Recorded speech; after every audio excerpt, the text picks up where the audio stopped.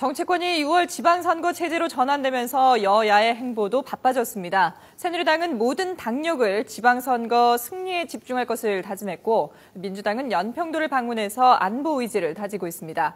또 지방선거와 재보궐선거 등 올해 3차례로 예정된 선거를 통합해 선거 횟수를 줄이는 문제도 새로운 현안으로 떠올랐습니다. 국회 나가 있는 취재기자 연결하겠습니다. 김대근 기자. 네, 국회입니다.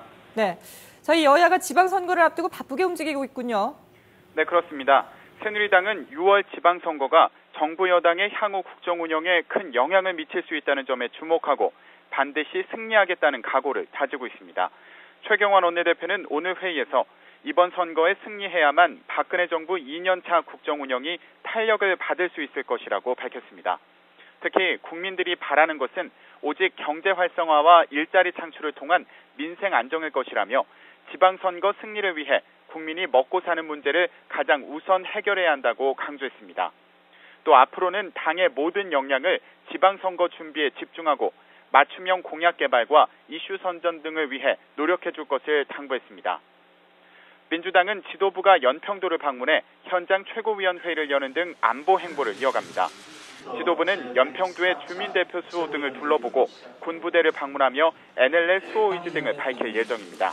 이 자리에서 김한기 대표는 북한의 무력 도발은 용납하지 않을 것이며 안보에서는 보수화된 자세를 갖되 북한에 대한 인도적 지원도 놓치지 않겠다는 입장을 밝힐 것으로 보입니다. 또 전병헌 원내대표는 북한의 상호 비방 중지 제안을 긍정적으로 평가하며 남북 당국이 조속히 만나 상호 비방 중지와 이산가족 상봉, 또 금강산 관광 재개 등 구체적인 실천 방안을 논의하길 바란다고 밝힐 예정입니다. 네, 그리고 올해 이 지방선거와 재보궐선거가 많이 있는데요. 동시에 치르자는 제안이 나왔다면서요? 네, 그렇습니다. 올해에는 6월 지방선거, 또 7월과 10월에 재보궐선거 등 3차례에 걸쳐 선거를 치르게 됩니다. 그만큼 선거에 시간과 비용이 많이 들어간다는 얘기인데요. 이에 따라 선거를 동시에 치르자는 주장이 나왔습니다.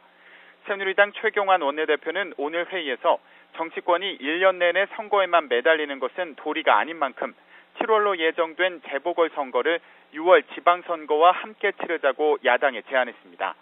이에 대해 민주당은 선거 횟수를 줄이는 데는 동의하지만 7월 재보선은 10월 재보선과 통합해 치러야 한다는 입장입니다.